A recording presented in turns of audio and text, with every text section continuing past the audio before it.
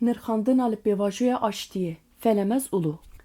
Di dîroka têkoşîna azadiya Kurdistanê de hin qonaxên pir girîng hene.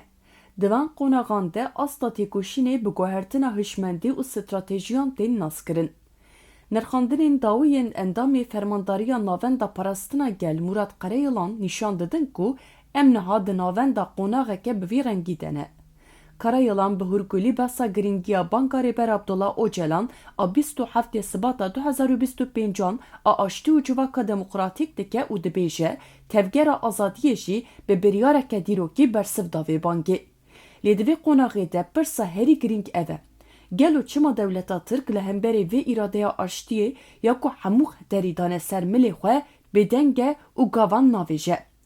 Naveroka Nirxandinên Karayilan nîşan dide ku aliyê Kurd ji bo çareseriyê gavên pêwîst avêtine. Ev ne tenê rawestandina şer, lê di heman demê de guhertina nastameya siyasî ya tevgerekê ye. Bi taybetî Kongreya Danzdemîn a PKK û qebûlkirina manîfestoya civaka komûnal a demokratîk li şûna manîfestoya şoreşa klasîk nîşan dide ku aliyê Kurd amade ye ku di nav sînorên Tirkiyeyê de bibe hêzeke siyaseta demokratîk û sivîl. Merasîma şewitandina çekana a 11 Tîrmehê de û paşvekişandina hêzên gerîla di rastiyê de îspatkirina wê yekê bû ku ev pêvajo ji bo Kurdan ne manevreyeke taktîk, lê biryareke stratejîk û vegereke dîrokî ye. Li bersiva dewletê li hemberî van hemûyan di nav nediyariyê dema ye. Karayilan balê dikişîne ser wê yekê ku hikûmeta AKP di meha Nîsanê de banga derxistina yasayan kiribû, lê di pratîkê de ti gav neavêt. Sedema sereke ya ku dewlet gavan navêje, mirov dikare bi tirs û hesabên biçûk ên rojeva hilbijartinê ve girê bide. Dewlet hîn jî dixwaze pirsgirêka Kurdî wekî amûreke ji bo xurtkirina eniya navxweyî bikarbîne.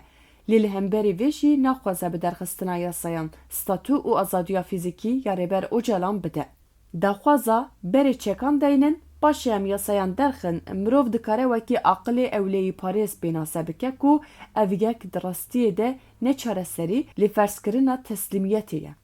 Di nav agirê şerê li rûşilata navîn de daxwazkirina bêparastinmayîna Kurdan ji rastiyê ruhê pêvajoyê pir dûr e. Di vê rewşa krîtîk de pirsyariya herî giranbuha ev e. Di vê helwesta eniya Kurdî û aqilê hevbeş ê neteweyî çi be? Em dikarin bêjin ku sekin û aqilê hevbeş ê Kurdî êdî nabe li ser bingeha baweriyeke korane ya bi hikûmetê re bimeşe. Helwesta Kurdan divê ne li ser hêvîkirinê, lê li ser bingeha têkoşîn û mîsogeriya yasayî were hûnandin. Aqilê hevbeş ê Kurdî divê di serî de li dora îradeya Rêber Öcalan bibe yek û daxwaz bike ku ev pêvajo ji destê bürokratan derkeve û bibe xwedî çarçoveyeke yasayî û destûrî. Kurd divê bi sekna xwe bidin fêmkirin ku aştî ji bo wan ne neçariyan bêçaretiyek e. Lê terciheke bi rûmet e ku Tirkiye ji parçebûnê rizgar bike. Sekna Kurdan al hemberî helwesta dewleta Tirk û desthilata AKP divê nîşan bide ku mafê hêviyê û azadiya fîzîkî ya Rêber Öcalan sînorê herî xeter ê gelê Kurd e. Ger dewlet bi stratejiyên sekinandinê û wek amûr bikaranîna pêvajoyê bixwaze, îradeya Kurdan biperçiqîne, bersiva aqilê hevbeş ê Kurdî divê xurtkirina pergala parastina cewherî û yekîtiya neteweyî be. Kurd divê her gava dewletê ya taktîk bi hişyariyeke stratejîk bersiv bidin û destnîşan bikin ku çareseriya rastexîn tenê bi nasîna statûyê û misogeriya yasayî pêkane. Wekî encam her hewldaneke dewletê ya bikaranîna aştiyê ji bo berjewendiyên xwe, wê di dawiyê de bi zirara Tirkiyeyê bi xwe bi dawî bibe û sekna Kurdan a biryardar wê di vê pêvajoyê de bibe diyarkera sereke yê aştiya mayîn de. Di encam de Karayilan dema pêvajoyê dinirxîne û rexneyan li helwesta dewletê digire dîne ziman ku di destê wan de alternatîfên cuda jî hene.